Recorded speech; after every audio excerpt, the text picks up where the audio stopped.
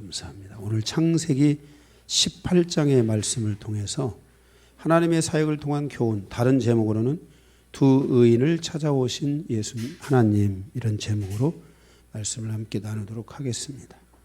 오늘 말씀을 서론을 보고 본론에 가서 두 개의 대지의 말씀을 나눠서 보겠습니다. 믿음의 삶이란 상상이나 이상이나 허상을 믿는 것이 아닙니다. 믿음의 삶이란 실체이며 실상이기 때문에 초등학문과 같은 이성과 지식에 우선하지 않고 실질적인 경험과 체험의 근거를 둔 신앙이 바로 믿음의 삶입니다. 만일 강요한 목사의 모든 설교가 예수님을 만나고 성령님을 만나는 체험과 경험의 바탕을 두지 않고 지식의 근거를 두었다면 저의 설교는 심심하고 때로는 공허할 수 있고 때로는 지식의 근거를 두었기 때문에 잘 이해도 안 되고 외워지지도 않고 감동도 안 하고 너무 어렵게 느껴지는 부분들이 많이 있었을 것이라고 생각됩니다. 저의 모든 설교는 하나님을 만나고 성령님을 만나는 체험과 경험을 근거로 그분이 나에게 알게 한 것들, 그분이 나에게 느끼고 나에게 감동하고 그것을 나에게 체험하게 하신 것들을 근거로 하여 말씀하고 있는 것입니다. 그래서 이 말씀을 제대로 듣는 사람들은 변화가 되고 삶이 달라지고 인생의 새로운 역전이 이루어지게 되는 것입니다. 체험은 귀신으로부터 오는 경우도 많이 있습니다. 그래서 그 체험이 귀신으로부터 오는 것인지 하나님으로부터 오는 것인지 분별할 수도 있어야 됩니다. 어떤 사람이 자기가 십자가를 경험한 사람도 있는데 그 십자가를 경험한 것을 저에게 이야기라고 해보니까 그 십자가가 귀신의 십자가였습니다. 그 사람은 그것을 자꾸 가며 혈기를 부리고 계속 이간했고 그것을 통해 판단했고 잘못된 질서를 가져다 주었습니다. 그 혈과 그 모임은 계속 어려움을 겪게 되었다는 것을 기억하시기 바랍니다. 이렇듯 우리가 하나님과 함께 가는 우리의 믿음의 삶의 여정에 체험이 있어야 되고 경험되는 삶이 있어야 되지만 그것이 또한 귀신으로부터 온 것인지 하나님으로부터 온 것이도 바르게 분별할 수 있어야 됩니다.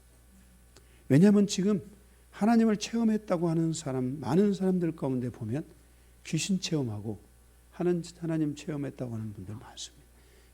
요즘은 제가 이제 코로나도 되고 그래서 제가 못 가지만은 대한수도원이라는 곳에 제가 거기 가면 기도바위가 있습니다. 이게 앞에 그 한탄강이라고 해가지고 막 뭐 뗏목 타고 하는 거 있잖아요. 그 보트 타고 가는 거, 그런 거.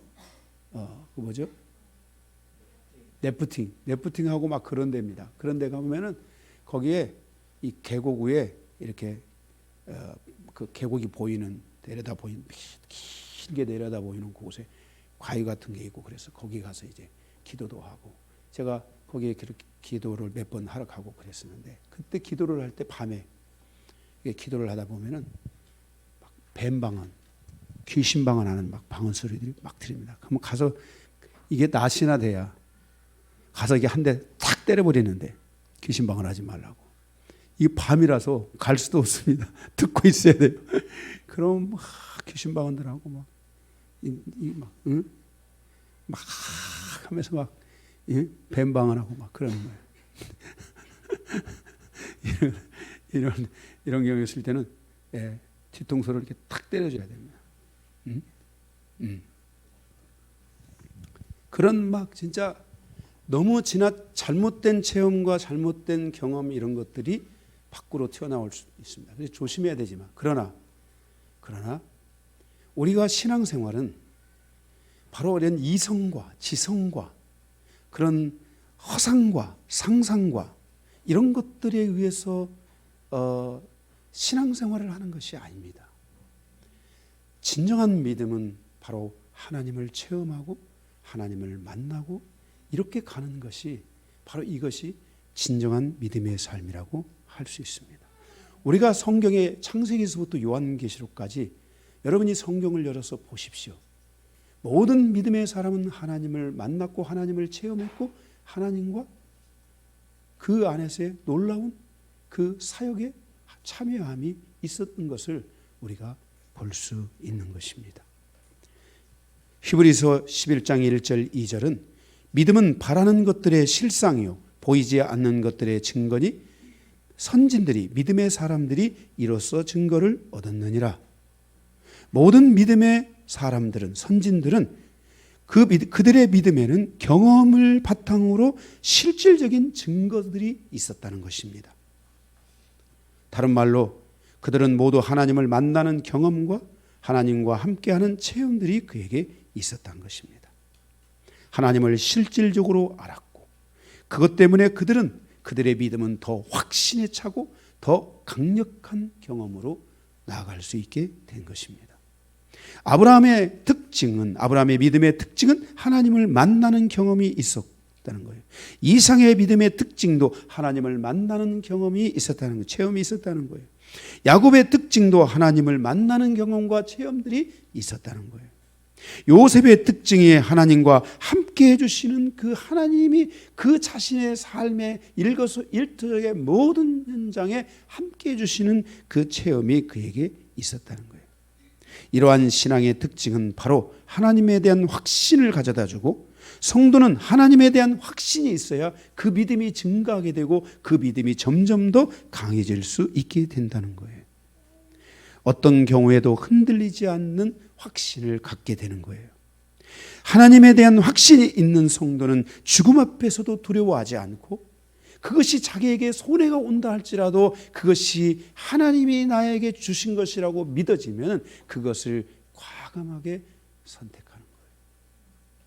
제가 처음 사역지에서 이 수원으로 처음 올 때 우리 여기 권사님이시지만 제가 이걸 선택하고 왔을 때 정말 좋은 데 선택한 줄 알고 왔어요. 그런데 가면서 수원에서부터 출발해서 그 권사님 계시는 데까지 가면서 성도들이 울면서 갔다 그러더라고요. 다들. 왜냐하면은 하나님의 뜻을 따라 선택했는데 그래도 좋은 데로 갈 줄 알았는데 좋은 데가 있어서 간 줄 알았는데 이거는 정말 너무나 고통스러운 곳에 온 거예요. 그것이 하나님의 선택이라고 한다면 그것을 통해서 하나님께서 그곳에 있는 영혼들을 살리시기 시작했어요. 거기서 저를 만난 영혼들의 가정이 세워지고 그 인생이 세워지고 그들의 삶이 세워지고 그들의 가정이 찢어지고 그들의 가정이 고통 가운데 들어갈 수 있는 것들을 건져서 그들을 치유하고 누구에게도 말하지 않고 오직 저와 그분들만 아는 하나님의 치유의 은혜와 하나님의 회복의 은혜와 그 은총이 그들의 삶에 있어서 그들이 지금 다 한 사람도 떨어지지 않고 다 믿음을 가졌고 믿음 생활을 하고 가정이 주님 안에 세워진 그런 인생을 살고 있는 것을 보게 돼요.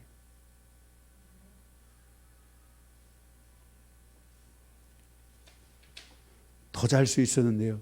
그렇게 생각하지 마세요. 지금 그들에게 준 그 은혜만큼 그것이 얼마나 소중한지를 우리의 인생을 돌아본다면 알 수 있는 거예요. 그래서 우리가 하나님과의 이 신앙이 자꾸만 여러분들이 와서 기도하고 하나님과의 관계를 맺으려고 해야지 하나님과의 관계가 열려야 돼요. 하나님과 나와의 이런 어떤 거리가 계속 좁혀져 오는 시간들이 여러분들에게 있어야 돼요. 그래야 여러분의 믿음이 강해지기 시작하는 거예요. 창세기 18장과 19장은 하나님께서 두 의인 아브라함과 롯을 찾아오신 사건입니다. 본문 18장은 먼저 하나님께서 아브라함에게 찾아오신 내용입니다. 아브라함에게 오신 하나님께서 내년 이맘때 다시 오시겠다고 약속하시고 있는 내용이 바로 오늘 창세기 18장의 내용입니다. 오늘 아브라함을 찾아오신 하나님의 사역은 무엇입니까? 함께 살펴보며 은혜 받기를 원합니다. 오늘 말씀의 대지는 두 개의 대지로 나눠서 보도록 하겠습니다. 첫 번째 1번 대지입니다. 하나님이 약속하신 씨의 실체를 만나는 아브라함. 1절에서부터 1절에서 15절까지.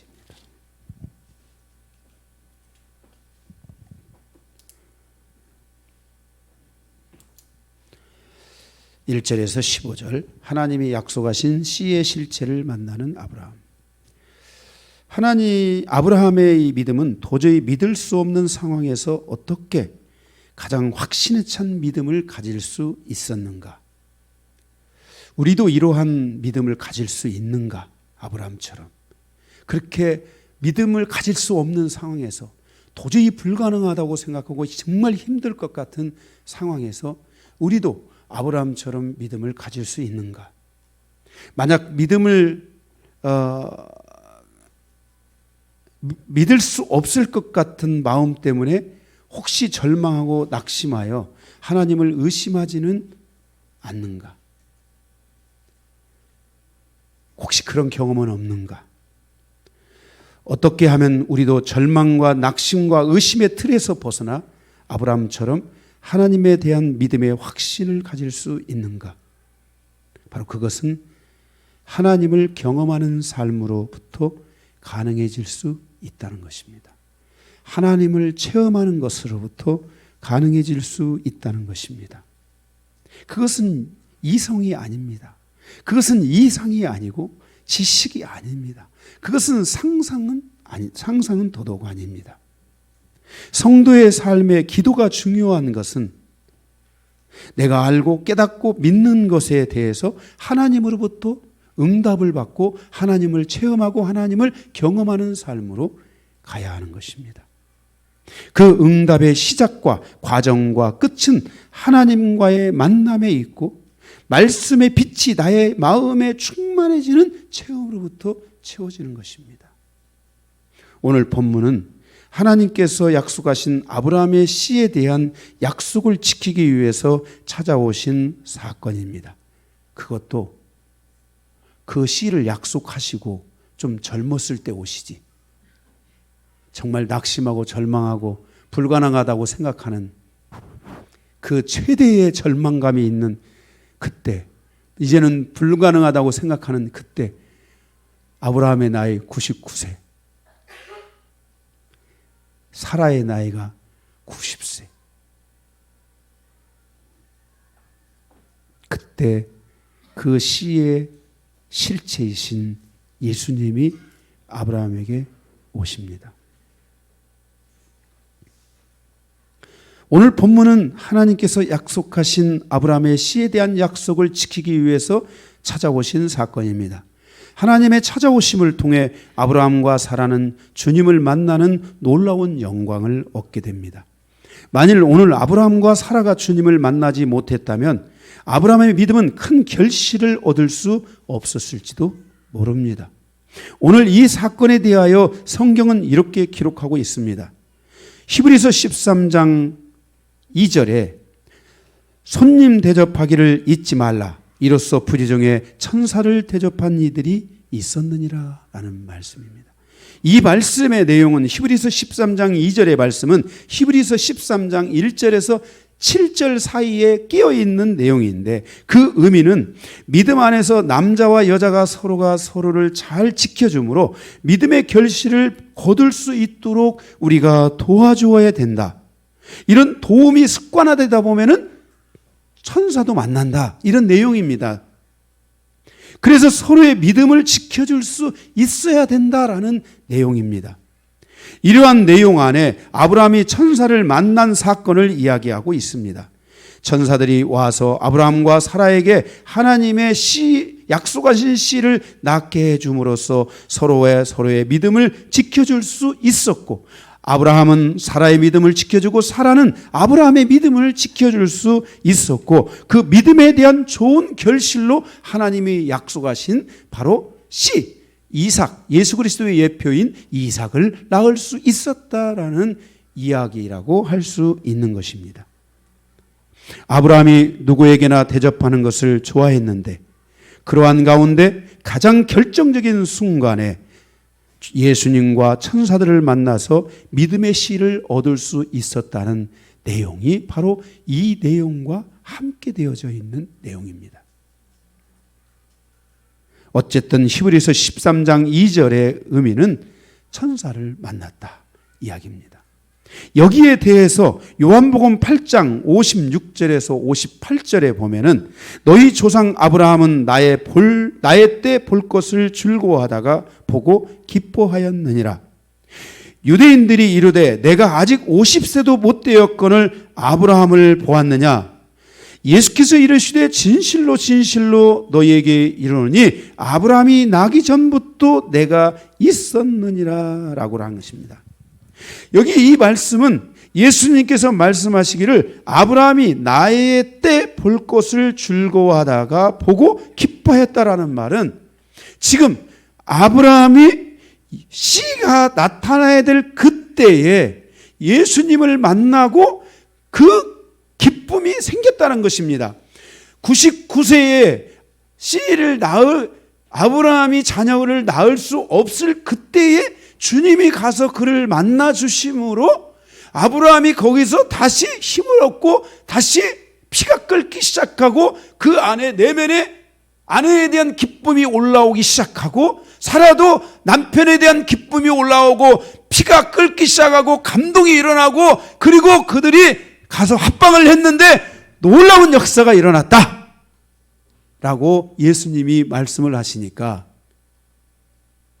야, 너 50도 안 됐는데 네가 아브라함을 만났다고 그래? 그러니까 예수님이 내가 아브라함보다도 훨씬 더 전에 이미 있었다라고 말씀을 하시는 내용입니다. 창세기 18장에 보면 오신 분은 18장에 아브라함에게 오신 분은 하나님께서 약속하신 아브라함의 씨의 실체였습니다.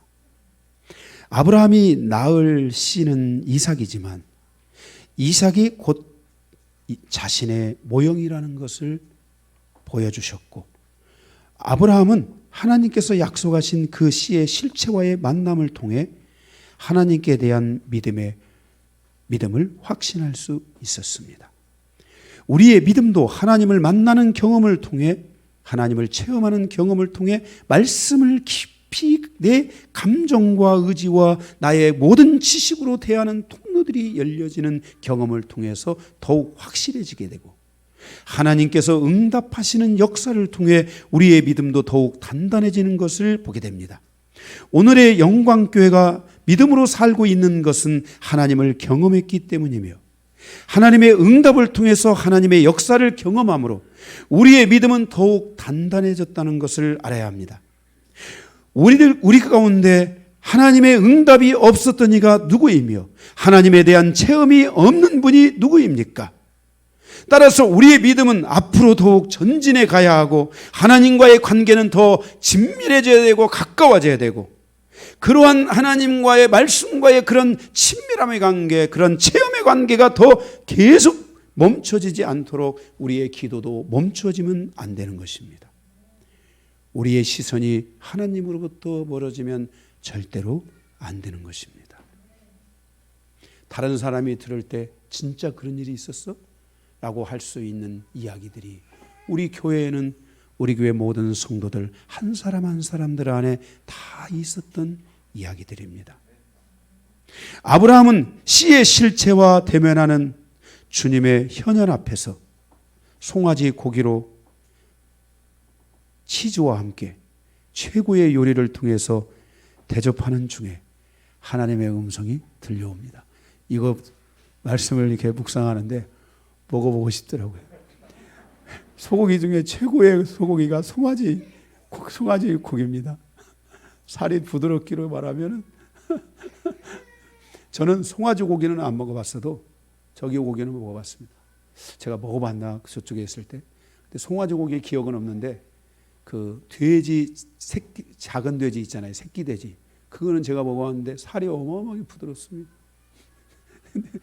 송아지 고기에다가 치즈 탁 얹어가지고 탁 그 양념 소스 탁 찍어가지고 먹으면 얼마나 맛있었을까. 그러던 중에 하나님의 음성이 들려옵니다. 9절에 하나님께서 아브라함에게 말씀합니다. 내 아내 사라가 어디 있느냐? 10절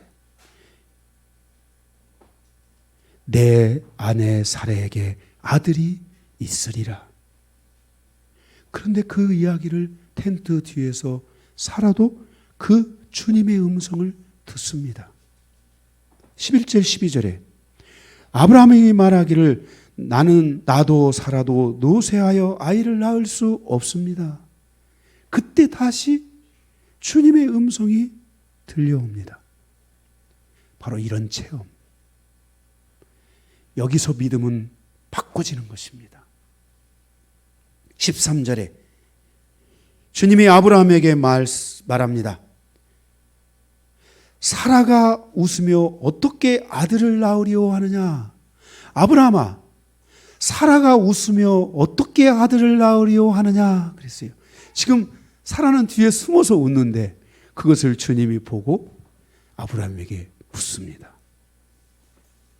그 순간 아브라함은 주님의 이 음성을 통해 10년 전에 말씀하셨던 창세기 15장 5절과 창세기 17장 5절에 대한 말씀, 하나님의 말씀과 그 약속이 떠오르면서 그때 하나님께서 내게 아들을, 내게 내 씨를 주겠다고 약속하셨는데, 그리고 이스마엘이 너 씨가 아니라고 했고 너의 종도 너의 기업이 아니라고 말씀하셨는데, 내가 지금 노쇠하고 내 아내도 노쇠한 이때 하나님이 오셔서 지금 내가 너에게 아들을 주리라, 너에게 씨를 주리라, 사라가 이제 임신할 것이다 라고 이렇게 말씀하시니까 사라는 장막 그 뒤에서 곁듣고 있고 아브라함은 하나님의 그 음성을 들으면서 그때 주님이 주신 그 언약을 믿고 확신했던 것들을 아브라함이 기억하며 14절에 여호와께 능하지 못한 일이 있겠느냐? 기한이 이를 때 내가 내게로 돌아오리니 사라에게 아들이 있으리라 라고 말씀합니다. 하나님의 이 음성을 듣고 아브라함과 사라의 믿음의 변화가 생기기 시작했고, 하나님이 우리를 변화시켜 하나님이 우리에게 귀한 자녀를 씨를 주실 거라는 믿음을 아브라함과 사라가 거기서 갖게 되는 것입니다. 여기에 대해서 로마서 4장 17절에서 20절을 보시면 기록된 바 내가 너를 많은 믿음의 민족의 조상으로 세웠다 하심과 같으니 그가 믿는 바 하나님은 죽은 자를 살리시며 없는 것을 있게 하시는 것으로 부르시는 이시니라. 아브라함이 바랄 수 없는 중에 바라고 믿었으니 이는 내 후손이 이같으리라 하신 말씀대로 많은 민족의 조상이 되게 하려 하심이라. 그가 백산에 대어 자기 몸이 죽은 것 같고 사라의 태가 죽은 것 같음을 알고도 믿음이 약하여지지 아니하고 믿음이 없어 하나님의 약속을 의심하지 않고 믿음으로 견고하여져서 하나님께 영광을 돌렸다라고 말씀합니다. 그때 그 믿음을 갖는 순간 아브라함과 사라의 신체의 변화가 일어났고 그들은 합방을 했고, 그리고 하나님의 약속대로 우리가 잘 아는 바로 이삭이 탄생하게 되는 놀라운 일이 일어나게 됩니다. 아브라함과 사라의 믿음의 급상승은 곧 주님과의 만남이 있었기 때문입니다. 우리도 항상 기도와 말씀을 통해서 주님과 만나는 삶을 살아야 합니다.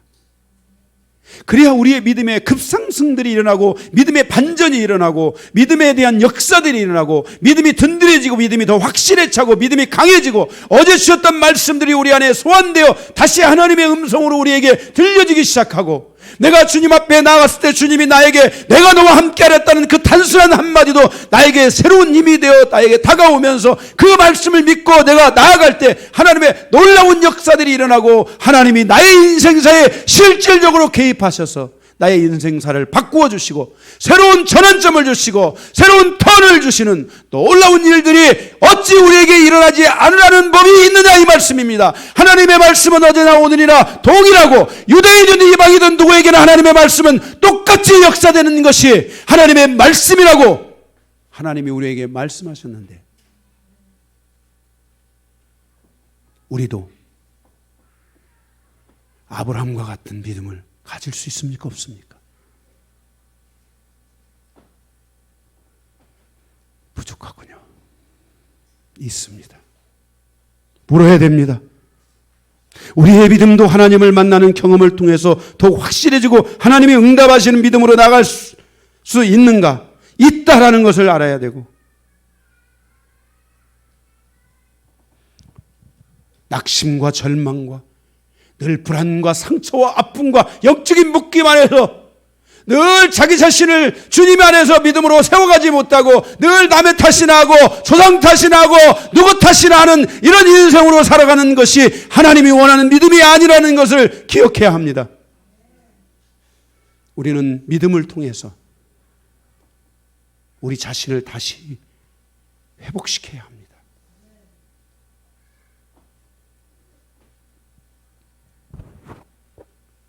그러기 위해서 주님과의 거리를 좁히십시오.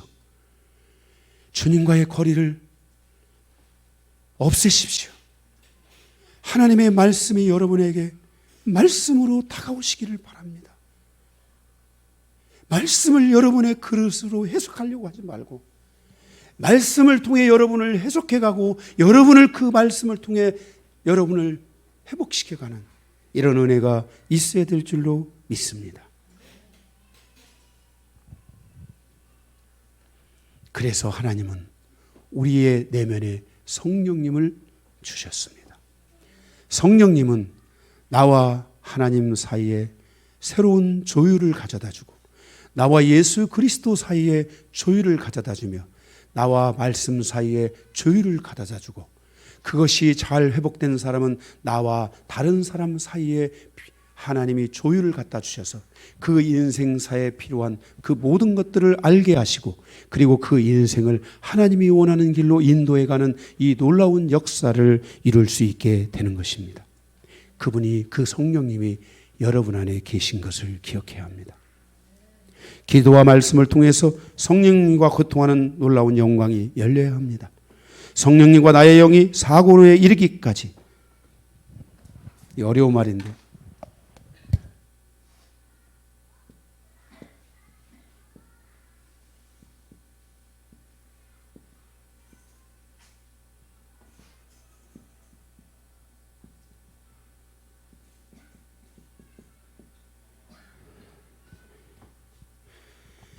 우리의 신앙의 절정, 꽃, 진정한 신앙의 믿음의 절정, 믿음의 삶으로 가는 중요한 열정은 바로 여기까지 열리고 교류하는 겁니다.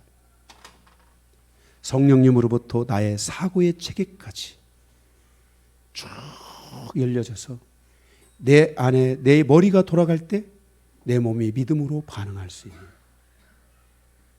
이런 은혜들이 있어야 됩니다.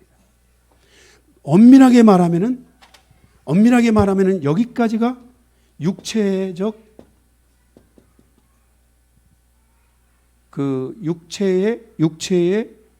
영역이라고 할 수 있습니다.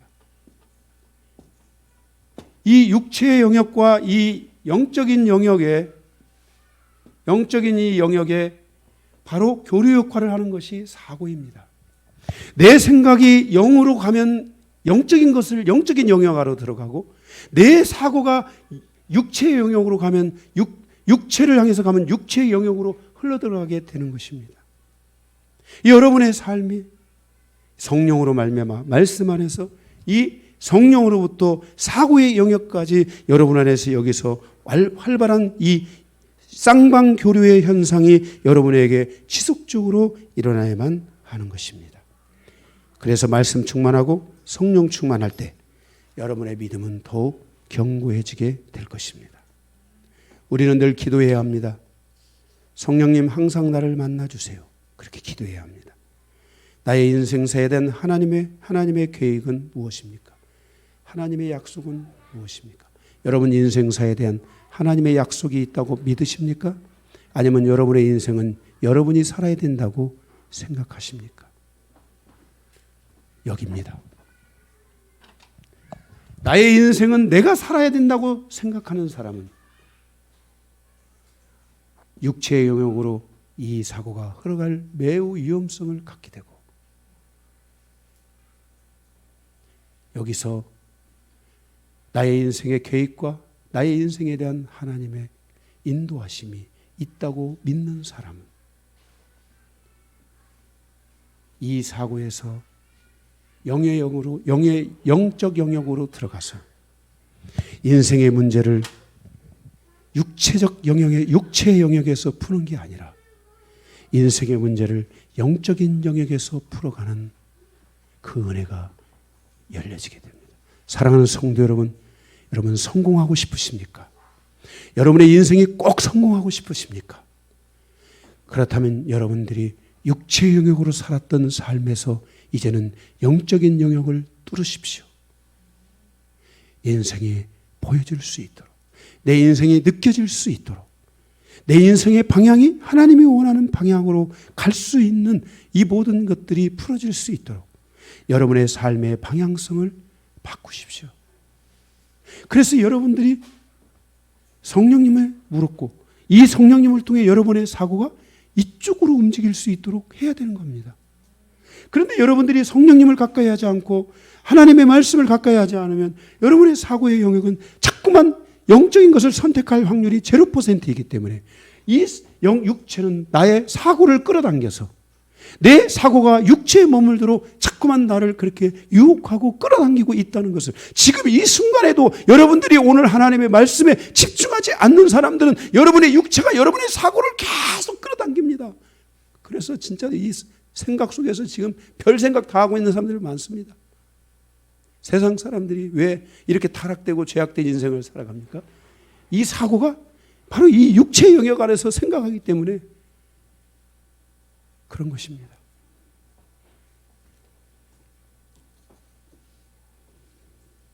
여러분에 대한 하나님의 계획이 있으심을 믿으십시오.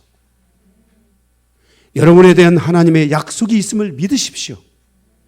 여러분은 그거에 대하여 질문을 던져야 되고 그것을 알고자 해야 되고 그것을 알기 위해서 여러분들이 하나님께 집중해야 되고 또 여러분이 필요하다면 여기 강요한 목사나 이런 사람들을 통해서 여러분들이 자꾸만 그것을 접근하고 찾아가려고 하는 이런 여러분 안에 계속되는 정말 방향성이 있어야 될 줄로 믿습니다. 이것들이 있다면 여러분들의 삶에 있어서 인생사에 있어서 여러분들은 넘어지지 않고 일어나며 하나님의 뜻을 향해서 가는 놀라운 삶이 이루어질 줄로 믿습니다. 오늘 아브라함이 예수 그리스도의 현현 앞에서 그 씨의 실체 앞에서 아브라함은 가질 수 없는 믿음, 바랄 수 없는 믿음으로 급상승하는 놀라운 역사가 있었습니다. 그를 통해서 하나님께서 모든 육체의 영역까지도 뚫어주시고 함께 하시면서 불가능한 것 같았던 이삭의 탄생의 역사가 여기서 이루어졌는데 여러분의 인생사에 불가능할 것 같은 여러분의 인생사에서도 여러분들이 하나님과의 체험, 하나님과의 만남, 하나님과의 좁혀진 간격을 통하여 하나님의 인도하심을 받는다면 그것이 여러분에게 있어서 아브라함과 같이 여러분도 그 놀라운 역사들을 경험할 수 있는 믿음의 삶을 살 수 있다는 것을 여러분들이 확신하시기를 바랍니다. 두 번째, 하나님의 심판의 기준과 의인을 위한 아브라함의 중보 16절에서 33절의 내용입니다. 세 가지가 있는데 두 가지가 있는데 가로 1번 하나님은 당신의 계획과 뜻과 비밀을 그 종을 통해서 미리 말씀하십니다. 자, 여러분들이 혹시 이렇게 하나님, 목사님, 저의 인생에 대한 하나님의 계획이 무엇인지 알려주세요. 무엇인 것 같습니까? 이렇게 한다면 여러분들이 상담을 자꾸 하십시오. 한 번에 안 돼도 계속 기도하다 보면 그때는 안 되는데 되는 경우도 있고 한 번 하나님이 그 뜻을 보여주기 시작하면 계속 그 거미줄에서 이 그 거미, 그 똥구멍에서 거미줄 나오듯이, 목화씨에서 목화가 나오듯이 계속 하나님의 일하심의 줄기들이, 그 영혼을 향한 줄기들이 계속 와요. 이런 은혜는 하나님이 우리 모든 성도들에게 다 열어주세요. 이런 걸 왜 무당한테 가야 되고, 무당한테 물어볼 필요가 없어요. 무당한테 가서 무슨 명리학이 어떻고 뭐 어떻고 별짓 다 해도 다 하나님의 손바닥 안에 있는 거예요. 그것들은 다 초등학문이라 그랬어요. 그것이 우리의 삶에 있어서 실질적인 경험으로 가는 것도 아니에요. 귀신은 오히려 잘못 쫓아가면 귀신한테 당하는 거예요. 귀신의 목적은 뭐예요? 우리를 가난하게 하고 죽이고 멸망시키는 데 목적을 두고 있기 때문에 여러분이 조심해야 돼요. 귀신이 여러분 잘 살게 해준다? 그래요. 예를 들어서 잘 됐다고 합시다. 그래서 여러분들이 그것에, 그 잘 산 것 그것 때문에 여러분이 그 만몬주의에 빠졌다. 여러분은 거기서 못 나오는 거예요. 예? 못 나와요. 나올 것 같아요? 못 나와요. 여러분들이 하나님께 집중하셔야 돼요. 그래서 하나님은 당신의 종들에게 그것들을 알려주고 그것들을 또 이끌어주고 하신다는 거예요. 17절에 하나님께서 아브라함에게 당신의 계획과 비밀을, 당신의 뜻을 알려주십니다. 아모스 3장 7절에도 주 여호와께서는 자기 비밀을 그 종 선지자들에게 보이지 아니하고는 결코 행하심이 없느니라. 여러분들의 인생이요, 여러분의 인생사, 여러분의 가정사가, 하나님이 저에게 예를 들어서 어떤 가정사를 알게 하세요. 그러면 저는 계속해서 그걸 말하기 전에 그들이 그 가정사를 이루어갈 수 있는지에 대한 부분을 풀어가고 그것들에 대한 조율의 과정으로 기도를 들어갑니다. 그런데 어떤 성도들은 그게 조율이 안 돼요. 그게 가족 안에서 조율이 돼야 돼요. 부부 안에서 조율이 돼야 될 것들이 있거든요. 또는 그 자신이 하나님의 뜻을 바라보며 하나님과의 관계에서 조율이 이루어져야 되는 것들이 있는데 그게 안 돼요. 그런데 제가 어떤 거를 딱 얘기해 버리고요, 그게 안 되면은요, 잘못하면 그게 하나님께 대한 불신이 돼 버리잖아요. 하나님 말씀하시고 왜 안 됐냐는 거예요. 근데 그게 문제가 아니라 내가 하나님과의 조율의 과정이 안 되고 있기 때문에 그런 거예요. 그래서 여러분들은 하나님이 여러분의 인생사에 대한 계획이 있다는 것을 알고 그 하나님의 뜻을 따라서 계속 발걸음을 옮겨가는 이런 삶들이 여러분에게 계속적으로 이루어져야 돼요.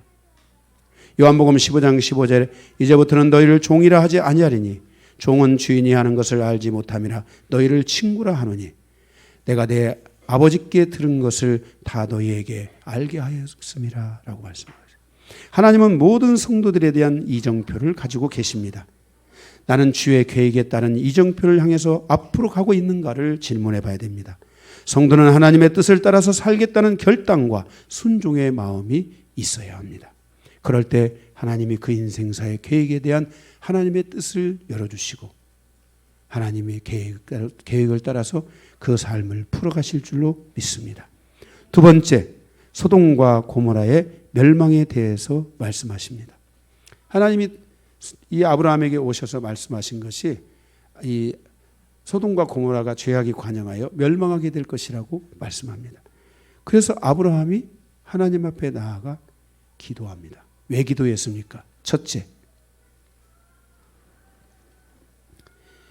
그러면 왜 기도했는가? 이것을 우리가 봐야 되는데, 첫째, 멸망의 기준은 무엇인가? 소돔과 고모라에 대한 멸망의 기준은 무엇인가? 19절에 보면은 19절에 18장 19절에 보면은 내가 그로 아브라함으로 그 자식과 권속에게 명하여 그랬죠. 여기 아브라함과 그 자식과 그 권속은 히브리어 보면 다음 세대 이렇게 나와 있어요. 히브리어 한국말로 번역하면 뭐라고요? 다음 세대. 다음 세대 가운데 여호와의 길을 열어서 그랬어요. 여호와의 길이 뭘까요? 두 가지예요. 공의와 정의의 길을 열겠다는 거예요. 공의, 체데카인데 하나님의 의인의 길을 열고 의인을 세우겠다. 누구에게? 아브라함과 그리고 이삭과 누구에게? 그 다음 세대 야곱에게. 그리고 계속해서 뭘 하겠다? 하나님의 의를 세우고 의인을 세우겠다. 공의를 세우겠다. 두 번째는 미슈파트, 이웃에 대한 올바른 판결과 통치를 이루도록 하겠다라는 거예요. 가정에 들어가 보면은 가정도 이웃이잖아요. 아내는 남편에 대해서 올바른 판결 능력을 가져야 되고 재판하는 능력을 가져야 되고 남편도 아내에 대해서 올바르게 판결할 수 있어야 되고 부모는 자식을 향해 올바른 판결을 내려야 되고 나이가 먹으면 자식은 부모에 대하여 올바른 판결 기준을 가질 수 있어야 됩니다. 이거는 우리의 인생사에 굉장히 중요한 거예요. 여러분이 왜 부부싸움 합니까? 억울하니까. 자, 얘기합시다. 우리가 싸우는 이유는 억울해서다. 우리가 싸우는 이유는 뭐예요? 억울해서. 내 뜻대로 안 되니까. 내가 하는 대로 안 되니까. 내 말을 이해 못 하니까.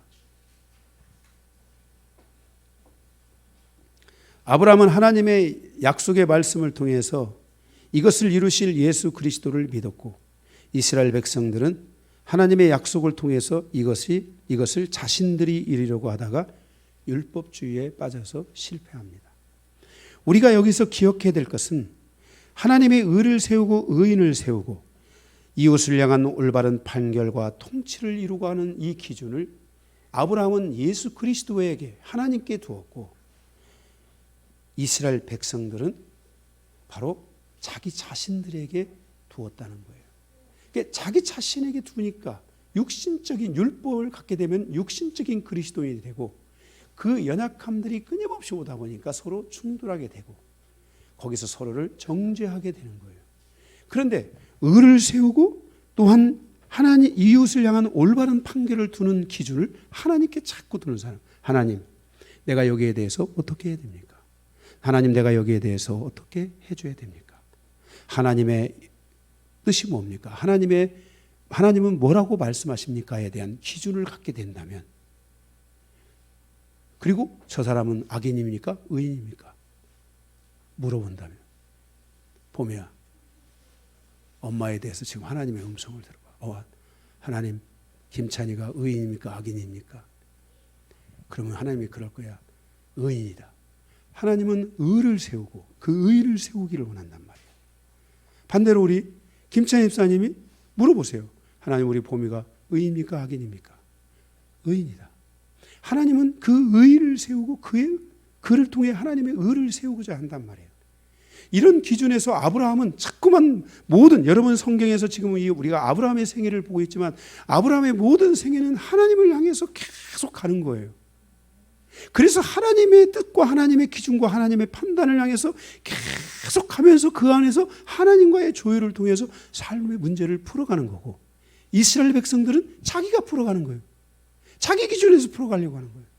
그러다 보니까 더 깊은 율법의 수렁으로 빠져서 서로를 향하여 정죄하는 삶으로 가게 됐다는 것을 아셔야 돼요.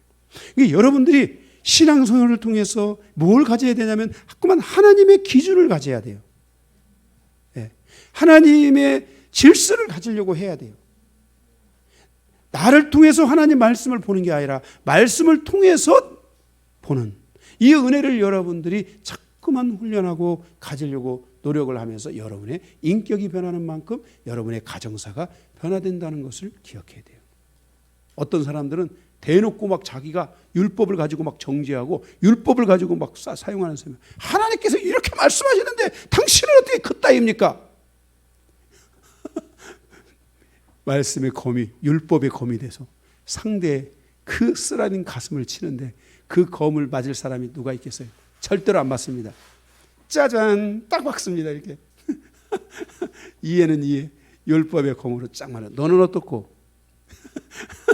이렇게 사람은 매우 똑똑하고 위대하기 때문에 쉽게 안 맞습니다. 그런데요, 가정사가 자꾸만 하나님의 뜻과 하나님의 그 말씀으로 자꾸 가게 되면 자기를 바라보게 되죠. 서로가 서로를 자꾸 바라보게 되고 부드러워지게 되고 자꾸만 그것들을 어떻게 하나님의 은혜 안에 어떻게 풀어가야 되는지를 알 수 있게 되어져 가는 것입니다.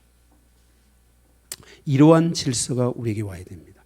죄란, 소돔과 고모라의 죄가 충만했는데 죄란 하나님의 의와 하나님의 정의에서 멀어진 것이며 이에 대해서 올바른 판결과 재판이 이루어지지 않으므로 이웃 간의 다툼과 싸움과 전쟁이 생기게 되는 것입니다. 그래서 이 소돔과 고모라에는 하나님의 의와 하나님의 정의에 대한 그 부분들이 멀어지면서 올바른 판결이 이루어지고 즉 재판이 이루어지지 않으니까 그냥 지 마음대로인 거예요. 막 서로가 자기 마음대로 힘으로 막 힘이 센 사람이 이기고 막 이러니까 그 안에서 계속 싸우고 싸우면 싸움을 낳고 싸우면 또 싸움을 낳고 다투면 다툼을 낳고 미움은 미움을 낳고 막 이렇게 되면서 이 한마디로 말하면은 이제 이 소돔과 고모라는 더 이상 서로의 관계에 대해서 믿는 것도 없고 서로의 관계에 대해서 뭐예요? 누가 힘이 세냐가 더 우선이고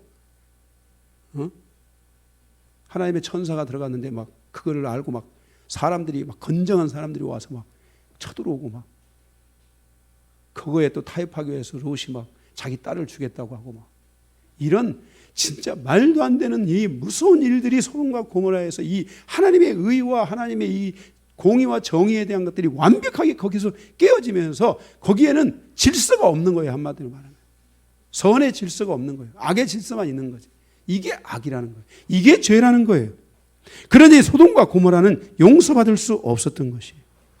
그 결과 인간은 서로에 대하여 향하여 악을 행하게 되고 돌이킬 수 없는 처참한 결과를 낳게 됩니다.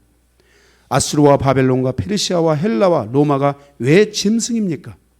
그들이 위대한 우리의 역사에서 놓고 보면 아수르 제국, 바벨론 제국, 페르시아 제국, 헬라의 제국, 로마의 제국, 너무나 놀라운 화려한 로마 하면은 사람들이 막 다 화려하게 보죠. 그러나 그 로마의 그 역사 안으로 들어가 보면은 그곳에는 수없이 많은 피비린내와 나와 고통과 아픔과 그런 것들이 그 속에 다 묻어져 있는 것들. 그 가운데 짐승으로 우뚝 쓴 황제들은 하나님을 우습게 알고 적그리스도가 되어 하나님의 의와 정의를 대적하고 하나님을 믿는 자들을 죽이고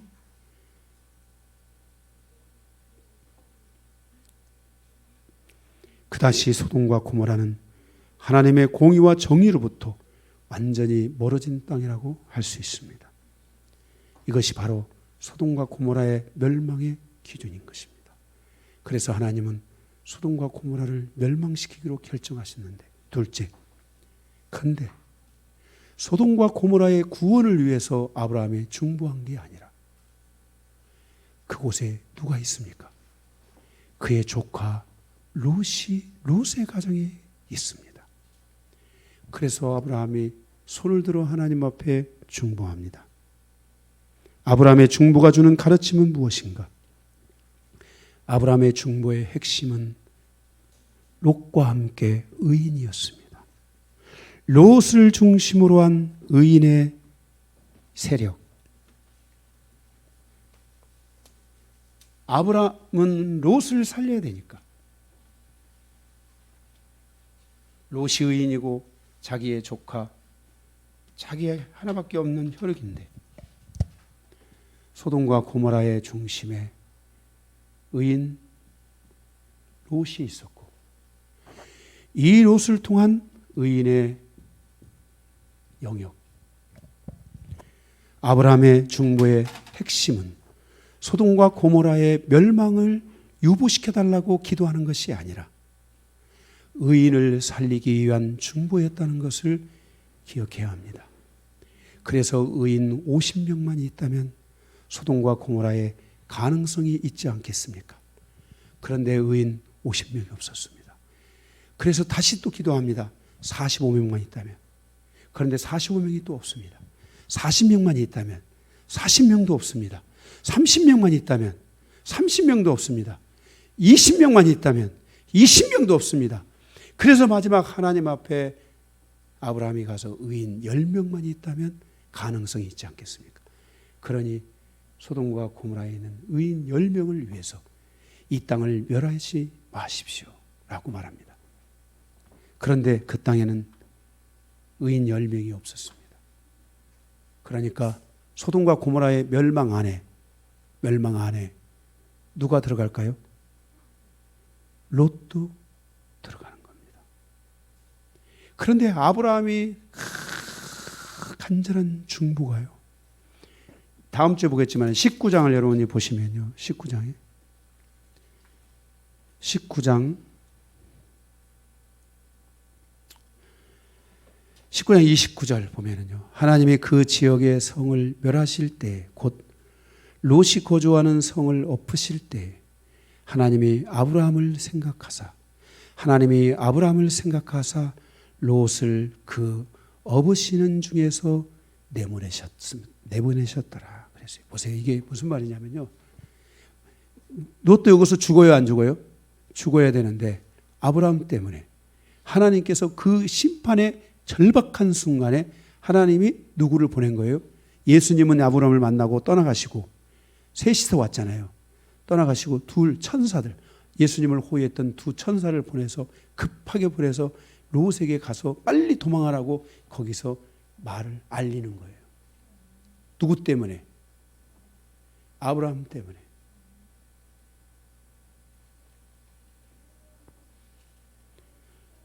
결국 의인인 롯도 매우 위험한 처지에 있었다는 것을 기억해야 합니다. 소돔과 고모라의 의인 10명이 없어서 멸망을 당했습니다. 그러나 아브라함의 중보의 힘은 조금 전에 봤던 창세기 19장 29절처럼 믿음의 상처를 입은 롯을 구원하게 됩니다. 마지막 때는 성도들이 의인의 회중에 있는 삶을 살아야 합니다. 주님의 오심이 도적같이 오시기 때문에 오직 도적이 오는 것을 알게 하시는 분은 주님이시고, 주님은 의인의 회중에 찾아가 주시거나 천사를 보내신다든지 의의 백성들을 구원하시는 바로 주님의 그 자비가 의인의 회중 가운데 이루어진다는 것을 기억해야 합니다. 시편 1편에서 다윗은 의인의 회중이 얼마나 중요한지를 말씀하여 주십니다. 죄인들이 의인들의 모임에 들지 못한다.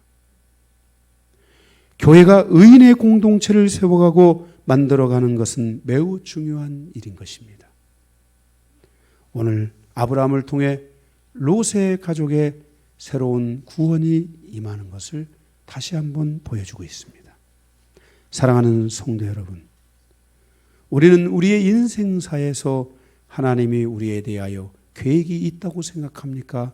없다고 생각하십니까? 하나님은 모든 성도를 그의 자녀라고 부르셨기에 여러분을 향한 하나님의 모든 계획이 있다는 것을 명심하고, 여러분은 하나님을 가까이 하여 여러분의 인생사에 대한 하나님의 계획하심이 무엇인지를 알고 하나님께 나아가는, 그리고 하나님과 함께 동행하여 내 삶의 중요한 순간순간에 믿음이 우리 안에 상승하고 믿음의 역사를 가져오고, 때로는 불가능한 것 같은 그 모든 것 속에서도 하나님의 역사를 경험하고 체험하는 그런 성도의 삶으로 나아가는 모든 하나님의 자녀들이 다 되시기를 주님의 이름으로 축복합니다. 말씀 끝입니다.